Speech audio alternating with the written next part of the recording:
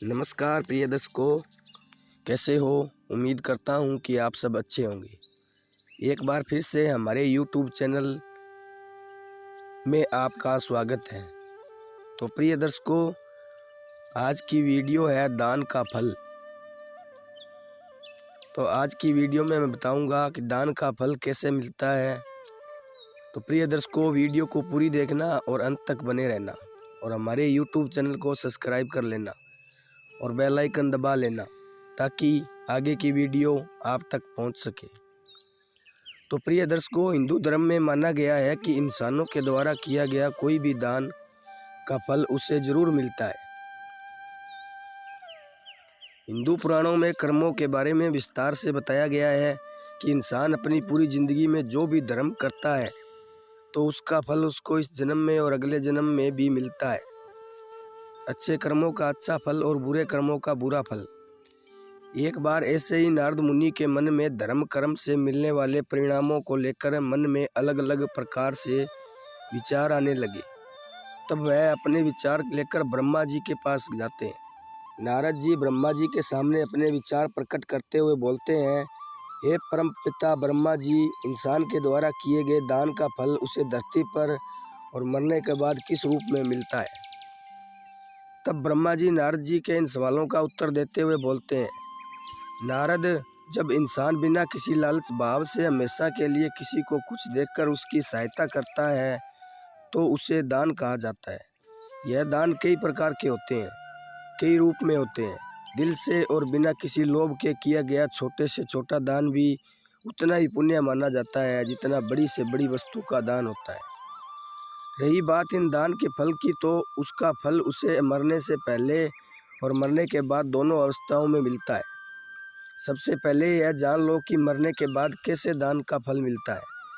मरने के बाद इंसान की आत्मा को यमलोक के दूत जिस रास्ते से यमलोक ले जाते हैं वह रास्ते दो प्रकार के होते हैं। एक बेहद सुकून भरा आरामदायक जो कि अच्छी और महान आत्माओं के लिए होता है। दूसरा रास्ता बेहद कठिन होता है। उस रास्ते पर आत्मा को ठिठुरा देने वाली सर्द हवाएं चलती है। अब इस मौके पर यदि उस इंसान ने किसी को गर्म कपड़े दान दिए होंगे तो उसे यहाँ भी इन ठंड हवाओं को झेलने के लिए वैसे ही मदद मिलेगी। ठीक इसी प्रकार यदि इंसान ने किसी भूखे को खाना खिलाकर या फिर किसी फकीर को अन्न दान किया होगा तो इसे यहाँ भी भोजन मिल जाएगा। इस प्रकार इंसान का दान उसे मरने के बाद भी मदद के रूप में रास्ते में मिलता है। श्रीमद् भागवत गीता में लिखा है कि इसी प्रकार दूसरों की निस्वार्थ भाव से की गई सेवा सदैव आपके जीवन में फलदायी सिद्ध होती है। इसी सच्ची सेवा भावना के बदले दूसरों के मुंह से निकली हुई दुआ, प्रार्थना, आशीर्वाद आपके जीवन के दुख दूर कर देती है, बल्कि आपके लिए स्वर्ग का दरवाजे तक खोल देती है। तो ब्रह्मा जी नारद को इसी पर एक कहानी सुनाते हैं। ब्रह्मा जी कहते हैं, बहुत समय पहले की बात है कि भगवान शिव की नगरी कही जाने वाली काशी में एक राजा राज करता था। राजा बड़ा ही धार्मिक स्वभाव का था। उसे आध्यात्मिक ज्ञान में बहुत रुचि थी। एक दिन राजा के मन में सवाल आया कि किसी भी इंसान मरने से तुरंत पहले और बाद में उसके शरीर के साथ क्या होता है। क्या सच में शरीर कोई आत्मा होती है? यदि हाँ तो वह आत्मा कहाँ जाती है? क्या होता है आत्मा के साथ?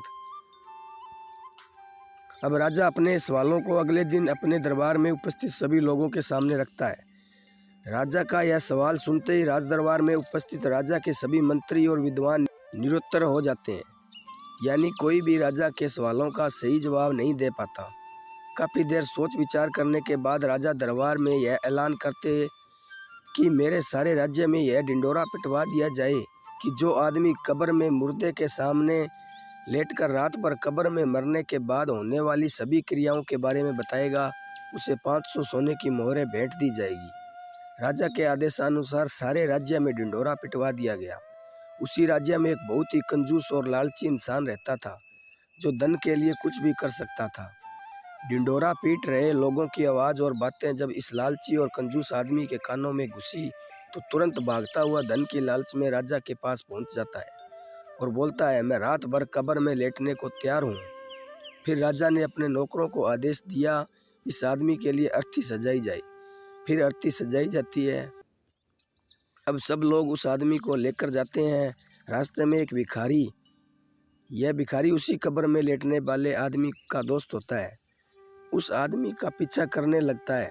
उस आदमी के पास आता है और बोलता है कि तुम तो अब मर जाओगे, तुम्हारे पास जो भी धन है मुझे दे दो, अब उस धन का क्या करोगे। बार बार यही बोलकर वह भिखारी आदमी का दिमाग खाए जा रहा था।